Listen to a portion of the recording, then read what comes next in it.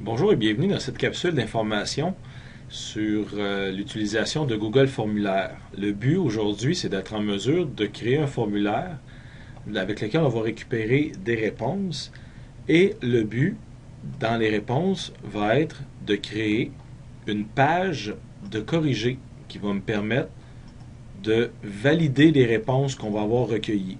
Exemple, si la réponse qu'on obtient ici est la bonne réponse, alors dans une deuxième page, on va ajouter des points, par exemple, ou écrire bonne réponse ou mauvaise réponse, peu importe. Là. Donc, on a moyen d'ajouter des points et faire une addition, exemple, là, pour avoir le total des points là, pour l'examen ou le questionnaire au complet. Alors, si je reviens ici, bon, on a posé une première question, quel est ton nom? On veut avoir une référence sur laquelle se baser. J'ai une courte question à choix multiple. Je pourrais ajouter aussi un élément qui va être un élément texte où on va répondre combien font 3 fois 5? Point d'interrogation. Réponse courte.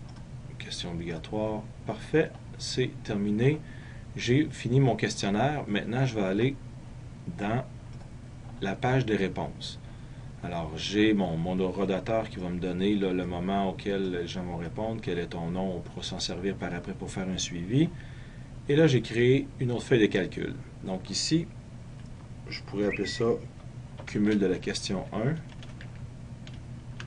Q1 et Q2. OK. Même que je vais avoir Q3. Alors, à la question 1, c'est le nom de la personne. Je vais faire afficher son nom. Donc, je vais seulement faire égal. Allez cliquer ici pour avoir le résultat du nom de la personne, pas de rodateur, pardon, c'est la deuxième cellule ici. Je fais un Enter pour procéder. Donc là, je n'ai pas de nom de personne encore décrit. À la deuxième colonne, je veux faire un calcul qui va dire si la réponse est la bonne, donne 5 points, exemple. Donc, je vais dire égal. Je vais utiliser la fonction if qui est en anglais. Je vais utiliser ça. Donc, if, ici, je dois cibler la réponse qui est là. Donc, si la réponse qui est ici est égale, et là, j'ai une réponse écrite entre guillemets. Là, je vais faire un guillemet, un espace, un guillemet, juste pour... Je réécrirai tantôt la bonne réponse.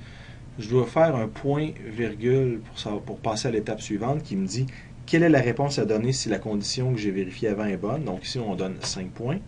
Et point virgule 0 si la réponse n'est pas bonne. On ferme la parenthèse, Enter. Donc là, présentement, c'est 0 parce qu'il n'y a pas la réponse que j'avais donnée. Question 3, on veut la réponse 15. Donc, égal. Dans Excel, je pourrais utiliser si, mais je crois que si je prends si, ça ne fonctionne pas. Je dois absolument utiliser if. Parenthèse. Alors, je vais vérifier if, donc si la réponse de cette colonne-là ici est égale à 15. Tu me donnes 5 points, point virgule 5. Ensuite, point virgule pour passer à l'autre réponse. Si ce n'est pas la bonne réponse, je fais 0. Ferme la parenthèse. Donc, je vais faire ajouter ici la réponse. La bonne réponse, nous, c'est le réseau pour le développement des compétences. Ça, c'est ma réponse. Alors, je veux, dans ma vérification, ici, ma bonne réponse, je vais vérifier, je vais effacer l'espace qui est là et je vais coller. Si la réponse de l'autre, du formulaire est égale à ça, donne-moi 5 points. Si elle n'est pas bonne, tu me donnes 0. Enter. Alors, je n'ai pas aucun résultat d'entrée présentement. Je vais retourner dans mon formulaire et je vais afficher le formulaire en ligne. Je vais faire un test. Alors, je m'appelle Sébastien. Alors, c'est ça, la réponse, et ici, c'est 15. J'envoie ma réponse. Je vais envoyer une autre réponse. Parce que là, je dis que c'est Paul qui répond, et il dit, un récit, c'est une histoire, et 3 fois 5, ça fait 12. Il envoie son résultat. Alors, je retourne dans mes réponses ici. Alors, Sébastien a eu 5 points et 5 points parce qu'il a eu les bonnes réponses.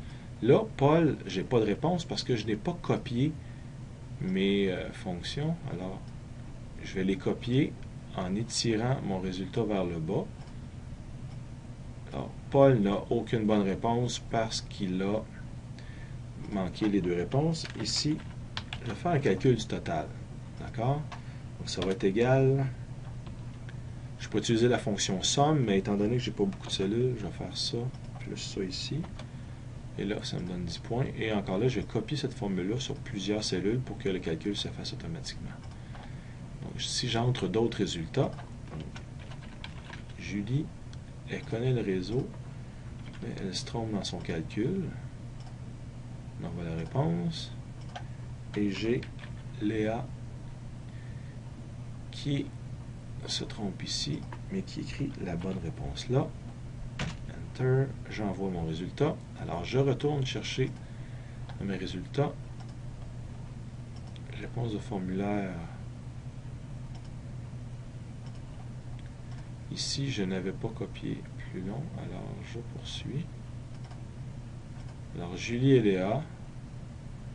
OK, de ce que je vois, je devrais faire comme une mise à jour parce que c'est comme si les résultats ne s'appliquaient pas automatiquement. Donc, il faudrait que j'actualise ou du moins que je recopie ma formule pour forcer le système à aller rechercher les réponses. Ça, c'est quelque chose que je n'avais pas vu avant. Donc, voilà comment je peux avoir la bonne réponse en utilisant les formulaires dans Google. Mais par contre, je vais devoir contacter Sébastien, Paul, Julie et Léa pour leur donner leurs résultats.